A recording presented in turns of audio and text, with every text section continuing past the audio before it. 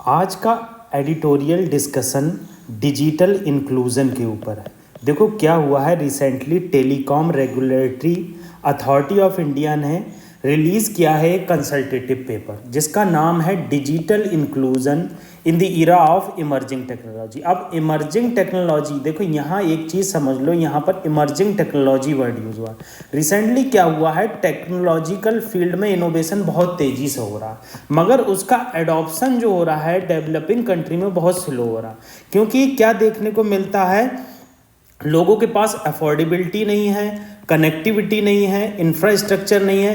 तो इन सब चीज़ों की वजह से क्या हो रहा है, पुअर सेक्शन जो है डिजिटली इंक्लूड नहीं हो पा रहा है। तो इस कंसल्टेटिव पेपर में यही चीज़ बताई गई है कि कैसे डिजिटल इंक्लूजन को बढ़ाया जाए, उसकी क्या इंपॉर्टेंस है, क्या क्या चैलेंजेस हैं, और कैसे गवर्नमेंट पॉलिसी के थ्रू और स्टेक होल्डर कोलेब्रेशन के थ्रू डिजिटल को इंक्लूड कर सकती है वेरियस सेक्शन में। देखो यहाँ पर एक चीज़ इंपॉर्टेंट है, फाइबराइजेशन। एक वर्ड यूज होगा इन फ्यूचर इस आर्टिकल में, फाइबराइजेशन। फाइबराइजेशन यूपीएससी के प्रीलिम्स में ज़रूर पूछा जा सकता है। क्या होता है फाइबराइजेशन? होता है डिफरेंट नेटवर्क को कनेक्ट करना, डिफरेंट टावर को। मोबाइल के टावर जो होते हैं ये फाइबर लाइन के थ्रू कनेक्ट करने को फाइबराइजेशन कहते हैं। तो ये फाइबराइजेशन जो है इंडिया में बहुत स्लो रेट में है। तो हम इस आर्टिकल में देखेंगे कि इंपॉर्टेंस क्या है डिजिटल इंक्लूजन की।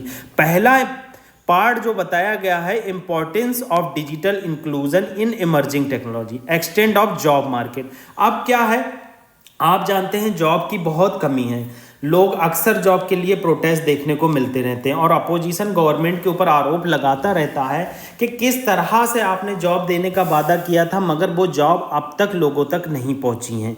ठीक है, तो जॉब मार्केट क्या होगा, अगर डिजिटली टेक्नोलॉजी इंक्लूड होंगी तो जॉब की अपॉर्चुनिटी बढ़ेंगी। आप एक एग्जाम्पल से समझ लो, ये रामू का ग्राम है, ठीक है, गांव का नाम ग्रामी रख देते हैं। अब यहाँ पर क्या है, अगर फाइबर लाइन आएगी तो पहली बात तो टावर बढ़ेंगे। ठीक है, टावर बढ़ने के साथ साथ क्या होगा कि यहाँ पर जो स्किलफुल एम्प्लॉयमेंट है वो बढ़ेगा। ठीक है, और फॉरेन से इंपोर्ट तो बढ़ेगा ही बढ़ेगा और उसके अलावा एम्प्लॉयमेंट भी बढ़ेगा। तो ये सब चीज़ें क्या होती हैं कि अगर डिजिटल इंक्लूजन होगा इमर्जिंग टेक्नोलॉजी का, इमर्जिंग टेक्नोलॉजी को इंक्लूड किया जाएगा तो स्किल तो ग्रोथ होएगा ही होएगा। इससे क्या होगा कि हमारे यहाँ एम्प्लॉयमेंट बढ़ेगा, डेटा साइंस की टेक्नोलॉजी बढ़ेंगी और डेटा इंजीनियरिंग फील्ड में हम तरक्की कर पाएंगे। जैसा कि एक रिपोर्ट आई है वर्ल्ड इकोनॉमिक फोरम की, ये रिपोर्ट आप नोट कर लेना। वर्ल्ड इकोनॉमिक फोरम की एक रिपोर्ट है जिसका नाम है फ्यूचर ऑफ जॉब्स रिपोर्ट 2023। इसका कहना है कि डेटा एनालिटिक्स और scientist are expected a 30 to 35 increase in demand. मतलब क्या होगा, जो डेटा एनालिटिक्स है उसकी डिमांड 30 से 35% फ्यूचर में बढ़ जाएगी। अब इनहेंस लर्निंग, अगर हम डिजिटल इंक्लूजन करते हैं तो इनहेंस लर्निंग में इन्हेंसमेंट मिलेगा। आप जानते हैं कि कॉस्ट ऑफ एजुकेशन बहुत ज़्यादा है। अगर लर्निंग डिजिटल इंक्लूड किया जाता है तो क्या है, यूट्यूब पर आराम से आपको लर्निंग मिल सकती है। फ्री इनिशिएटिव जो पुराने हो जाते हैं उनको कोचिंग क्या करती हैं, फ्री में प्रोवाइड कर देती हैं। तो डिजिटल इंक्लूजन से सबसे इंपॉर्टेंट चीज़ क्या होगी, ऑनलाइन लर्निंग के फील्ड में बहुत ज़्यादा कैपेसिटी डेवलप होगी। नए नई टेक्नोलॉजी आएंगी, जैसे आर्टिफिशियल इंटेलिजेंस है और वर्चुअल रियलिटी है, इससे विजुअलाइज किया जा सकता है। मतलब कोई भी साइट ऐसी है जिसे हम बच्चों को वहाँ पर ले जा नहीं सकते या फिर हमारे एम्प्लॉयर्स को वहाँ नहीं ले जा सकते, तो उसको विजुअलाइज करा सकते हैं, एक्सपेरिमेंट करा सकते हैं, लर्निंग प्रोसेस को एक्टिव, इफेक्टिव और मीनिंगफुल बना सकते हैं। कितना इंपॉर्टेंट वर्ड है, active, effective and meaningful. Inclusive workforce, inclusive workforce का क्या मतलब है कि आप जब डिजिटल टेक्नोलॉजी प्रोवाइड करेंगे तो वर्क फोर्स के पार्टिसिपेशन में आपको देखने को मिलेगा एंगेजमेंट बढ़ेगा। जो गैप में जो गैप है बिटवीन विमेन और मैन के, ये और कम होगा। आपस में लोग डिजिटली कनेक्ट कर सकते हैं और स्किलफुल इन्हेंसमेंट होगा। भाई जब आपस में लोग वर्क प्लेस पर कनेक्ट करेंगे, आपस में एक दूसरे की प्रॉब्लम का सोल्यूशन करेंगे और डिजिटली इंक्लूजन बढ़ेगा तो ऑब्वियस सी बात है कि जो डिजिटल गैप है उसको ब्रिज कर दिया जाएगा और मैन और वीमेन के बीच में जो एम्प्लॉयमेंट अपॉर्चुनिटी है वो ऑब्वियस सी बात है बढ़ेगी। बेटर पे और वेजेस, आप जानते हैं आईटी सेक्टर और सीएस सेक्टर में इस टाइम सबसे ज़्यादा ग्रोथ है, वहाँ पर स्किल का तो डेवलपमेंट हो ही रहा है। हम बीपीओ सर्विस कर रहे हैं, फॉरेन में जाकर हमारे स्टूडेंट्स वगैरह वहाँ जॉब कर रहे हैं, तो इससे क्या होगा, बेटर पे और वेजेस तो बढ़ेंगे ही बढ़ेंगे, ठीक है। ओवरऑल वर्क प्लेस प्रोडक्टिविटी बढ़ेगी और टेक्स हैवी प्रोफेशनल्स का बहुत ज़्यादा बढ़ोतरी होगी। हेल्थ केयर सेक्टर, वो हेल्थ केयर सेक्टर तो वेरी इंपॉर्टेंट है। क्यों? हेल्थ केयर सेक्टर में आप कोरोना में देख लो, ई संजीवनी प्लेटफॉर्म था, आगे हम ई संजीवनी प्लेटफॉर्म के बारे में पढ़ेंगे। अब कोरोना में क्या हुआ कि आपने देखा हेल्थ की जो डेवलपमेंट है, इंटरनेट के थ्रू लोगों ने बहुत सी चीज़ें ऐसी सीखी जो हम वहाँ पर नहीं सीख पाते फिजिकली। तो इंटरनेट के एक्सेस के थ्रू क्या होता है, हेल्थ केयर फैसिलिटी बढ़ती है, एक्सेसिबिलिटी बढ़ती है, अफोर्डेबिलिटी बढ़ती है और क्वालिटी हेल्थ केयर में मजबूती मिलती है। इससे क्या होता है, डेटा को तो कलेक्ट कर सकते हैं मगर ड्रग और वैक्सीन को हम ट्रैक कर सकते हैं कि कहाँ पहुँची, कब तक पहुँचेगी, ये सब चीज़ें की जा सकती हैं। अब डिजिटल इंक्लूजन के इन्होंने पिरामिडिकल स्ट्रक्चर बताया, ये इंपॉर्टेंट है। डिजिटल एक्सेसिबिलिटी मतलब बेस क्या है कि लोगों को डिजिटली एक्सेसिबल बनाओ, उनको डिज़ाइन और कनेक्टिविटी प्रोवाइड करो, फिर डिजिटल लिटरेसी प्रोवाइड करो कि इंफॉर्मेशन टेक्नोलॉजी और मीडिया लिटरेसी किस तरह वर्क करती है, फिर डिजिटल एक्सेप्टेंस पर वर्क दो, ट्रस्ट डेवलप करो साइबर फ्रॉड से रिलेटेड। मतलब इसकी क्रोनोलॉजी बहुत इंपॉर्टेंट है नीचे से लेकर ऊपर तक कि डिजिटल एक्सेसिबिलिटी कैसे की जा सकती है, फिर digital literacy, then digital acceptance, ठीक है। अब एग्जाम्पल इन्होंने बताया कि tele consultation e Sanjeevani platform के थ्रू हमने किस तरह से पेंडेमिक में डिजिटल इंक्लूसिविटी का यूज़ किया और मेडिसिन फैसिलिटी हर सेक्टर में पहुंचाई। अब एमएसएमई सेक्टर देख लो, मगर इस आर्टिकल में ऑथर ने एमएसएमई सेक्टर पर बहुत ध्यान दिया है। एमएसएमई सेक्टर पर इसलिए ध्यान दिया है, राइटर का कहना है क्या होता है जब इमर्जिंग टेक्नोलॉजी आती हैं तो एमएसएमई सेक्टर को बहुत बेनिफिट मिलता है। जैसे ई कॉमर्स देखो, कोई भी रामू ने एक छोटी सी फैक्ट्री खोली, उसमें 15 एम्प्लॉय हैं। अब कोई भी प्रोडक्ट की ज़रूरत है तो क्या है, डिजिटली अगर रामू इंक्लूसिव है, मतलब डिजिटली उसके यहाँ फैसिलिटी है, तो ई कॉमर्स से कोई भी प्रोडक्ट इंपोर्ट कर सकता है, कोई भी प्रोडक्ट मंगा सकता है और उसकी मैन्युफैक्चरिंग और प्रोसेसिंग कर कर एक पैकेट बना सकता है और उसे मार्केट में ऑनलाइन प्लेटफॉर्म के ही थ्रू बेच सकता है। तो इस तरह का इंप्रूवमेंट देखने को मिलेगा, इंटरनेट ऑफ थिंग्स आएंगी, ऑटोमेशन को बढ़ोतरी मिलेगी। अब बेनिफिट क्या हुआ है, एमएसएमई को डिजिटली इंक्लूड करने पर मैनुअल एफर्ट कम हुआ। आप देखते हो पेपर वर्क बहुत हो जाता है, एरर बहुत हो जाती हैं, तो ये सारी चीज़ें कम हो जाती हैं और एमएसएमई में इफिशियंसी बहुत बढ़ जाती है। इंक्रीज रीच ऑफ एमएसएमई, भाई मैंने आपको बताया ऑनलाइन ही हम किसी चीज़ को इंपोर्ट कर रहे हैं, ऑनलाइन ही बेच दे रहे हैं। अरे सीधा सीधा एग्जांपल आप ले लो, आप डाल सकते हो कि विशाल मेगा मार्ट में कपड़ों की ज़रूरत है। अब आपके रामू ने क्या किया, विशाल मेगा मार्ट से कपड़ों के, बच्चों के कपड़ों का करार कर लिया। अब करार करने के बाद विशाल मेगा मार्ट ने कहा हमें 100 पीसेस चाहिए बच्चों के, रामू ने बनाया और विशाल को दे दिया। तो क्या इस तरह से रीच बढ़ गई एमएसएमई की। तो ऑनलाइन प्लेटफॉर्म के जरिए या डिजिटल इंक्लूजन के जरिए रीच बहुत बढ़ जाती है। इजी एक्सेस ऑफ फाइनेंस, बहुत इजीली आप डिजिटली फाइनेंस प्राप्त कर सकते हो। पीर टू पीर लैंडिंग प्लेटफॉर्म हो सकता है, किसी भी ऑफिशियल से बात करना है, किसी भी बिजनेसमैन से बात करना है, किसी भी वेंचर कैपिटलिस्ट से बात करना है, तो डिजिटल इंक्लूजन बहुत इफेक्टिव साबित हो रहा है। और efficient and storing managing capacity, और इफिशिएंट हम डेटा को इजीली स्टोर कर सकते हैं और मैनेज कर सकते हैं, एआई का यूज कर कर ज़्यादा से ज़्यादा प्रोडक्टिविटी ला सकते हैं। अब चैलेंजेस क्या हैं, क्या चैलेंजेस फेस कर रही है एमएसएमई। पहली बात अफोर्डेबिलिटी, एमएसएमई के पास इंटरनेट के लिए अफोर्डेबिलिटी नहीं है। देखो आप जानते हो इंटरनेट बच्चों वाला तो यूज़ होता नहीं है, वहाँ मोबाइल वाला बहुत हाई स्पीड इंटरनेट होता है, तो कभी कभी आप एमएसएमई को देखोगे कि अफोर्डेबिलिटी नहीं होती। दूसरी चीज़ ट्रस्ट डेफिसिट, साइबर फ्रॉड की वजह से क्या हो जाता है, ट्रस्ट डेफिसिट बहुत हो जाता है, तो ऑनलाइन कंज्यूमर जो है वो आसानी से माल खरीदते नहीं है। लॉजिस्टिक चैलेंजेस भी सामने करना पड़ते हैं और एक्सपर्टीज का भी आपको देखना है, चैलेंज साबित करना पड़ता है। ये सब चैलेंजेस हैं, जैसे अफोर्डेबिलिटी हो गया, ट्रस्ट डेफिसिट हो गया, मैनेजिंग लॉजिस्टिक हो गया और डिजिटल इंक्लूसिविटी में एक्सपर्टीज ना होना एमएसएमई।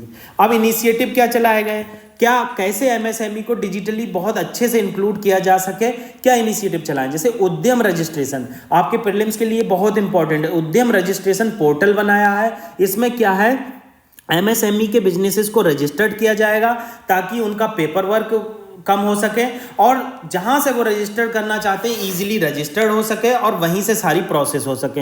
एक्सेस गवर्नमेंट सर्विसेज, बहुत सारी गवर्नमेंट की सर्विसेज उद्यम रजिस्ट्रेशन पोर्टल से की जा सकती हैं। फाइनेंशियल सपोर्ट मिल सकता है और रिसोर्सेज का भी अभाव खत्म हो सकता है। एमएसएमई संपर्क, एक जो जॉब सीकर हैं अक्सर उन्हें जॉब ढूंढने में बहुत प्रॉब्लम होती है, तो डिजिटल एक प्लेटफॉर्म बनाया गया है एमएसएमई संपर्क। इसके through job seeker MSME sector से डायरेक्ट कांटेक्ट कर सकते हैं, अपना रिज्यूमे भेज सकते हैं और डायरेक्ट ही वहां से संपर्क के थ्रू जॉब पा सकते हैं। चैंपियंस स्कीम, ये चैंपियंस स्कीम पता है क्यों बनाई गई है? इसका सबसे इंपॉर्टेंट फैक्टर क्या है? चैंपियंस स्कीम सबसे इंपॉर्टेंट फैक्टर है कि कैसे प्रोडक्टिविटी इनहेंस की जाए और कॉम्पिटिटिवनेस लाई जाए और मॉडर्न टेक्नोलॉजी को इंक्लूड किया जाए एमएसएमई सेक्टर में। अब डिजिटल, अब देखो एमएसएमई हमने पढ़ लिया, जो ऑथर का फोकस था वो हमने देख लिया। अब देखेंगे कि क्या चैलेंजेस हैं डिजिटल इंक्लूसिव में। एक्सेस, देखो सबसे बड़ा चैलेंजेस आता है एक्सेस। क्या होता है, अगर आप देखेंगे तो टेक्नोलॉजी बहुत तेजी से एडवांसमेंट हो रही है, जैसा मैंने शुरू में बताया। इसी वजह से क्या हो रहा है, कॉस्ट बहुत ज़्यादा हो रही है और जब बहुत ज़्यादा कॉस्ट हो रही है तो अफोर्डेबिलिटी नहीं हो पा रही है। जब अफोर्डेबिलिटी नहीं हो पा रही है तो डिजिटल डिवाइड बढ़ रहा है। मार्जिनलाइज कम्युनिटी जो है नहीं अंडरस्टूड कर पा रही है और डिजर्व नहीं कर पा रही। 2021 का एक सर्वे है, उसके अकॉर्डिंग इंडिया में जो मैन एडल्ट हैं वो 49% मोबाइल रखते हैं, जबकि विमेन केवल 26% रखती हैं। तो इससे हमें डिजिटल मतलब जेंडर डिस्पैरिटी दिखती है। इंफ्रास्ट्रक्चर, आप इंफ्रास्ट्रक्चर तो जानते ही हैं, 5G टेक्नोलॉजी आ गई है मगर 4G इतनी स्ट्रेंथफुल नहीं है। आर्टिफिशियल इंटेलिजेंस आ गया है मगर हमारे इसके लिए अफोर्डेबल रिसोर्सेज नहीं है। डिस्पैरिटी डिजिटल इंक्लूजन में बढ़ती जा रही है। ये सब चीज़ें देखने को मिलती हैं। इंफ्रास्ट्रक्चर में आप बहुत सारे इशू लिख सकते हैं, फाइबराइजेशन भी लिख सकते हैं, रूरल की कनेक्टिविटी भी लिख सकते हैं और अर्बन एरिया में जो सिग्नल की प्रॉब्लम है ये भी लिख सकते हैं। एमएसएमई की अफोर्डेबिलिटी को भी कर सकते हैं। लैक ऑफ फाइबराइजेशन, मैंने शुरू में ही आपको बता दिया किस तरह से जो रेडियो टावर हैं, जो मोबाइल टावर हैं वो कनेक्ट नहीं हो रहे हैं फाइबर लाइन के थ्रू, तो हमें देखने को मिलता है कि इंफ्रास्ट्रक्चर लॉस हो रहे हैं। अफोर्डेबिलिटी, हमने अफोर्डेबिलिटी देख ही ली कि एमएसएमई सेक्टर किस तरह से अफोर्ड नहीं कर पा रहे इंटरनेट को। पुअर सेक्शन, जो फाइबर लाइन पंचायत में लगाई जा रही है तो उसका मेंटेनेंस नहीं है। ठीक है। लिमिटेड डिजिटल लिटरेसी, आप डिजिटल लिटरेसी को जानते ही हैं, जब डिजिटल लिटरेसी नहीं होगी तो इतना ज़्यादा डिजिटल इंक्लूजन का कोई फायदा नहीं होगा। साइबर अटैक, साइबर अटैक का सबसे इंपॉर्टेंट लॉस क्या होता है पता है? सबसे इंपॉर्टेंट लॉस होता है कि आपका भरोसा घट जाता है। जब आपका भरोसा घट जाएगा किसी भी फील्ड में तो आप इंक्लूजन नहीं ला पाएंगे। तो इसीलिए गवर्नमेंट क्या करती है, सबसे ज्यादा फोकस करती है साइबर फ्रॉड पर, और साइबर फ्रॉड को कैसे टैकल किया जा सके जिससे जेंडर बेस्ड वायलेंस है उसे खत्म किया जा सके। स्टॉकिंग और बुलिंग विमेन की होती है, मिस इन्फॉर्मेशन पहुंचाई जाती है, ये सब चीजों को खत्म किया जा सके। अब इनिशिएटिव क्या लिए गए कि ज्यादा से ज्यादा डिजिटल इंक्लूजन बढ़े?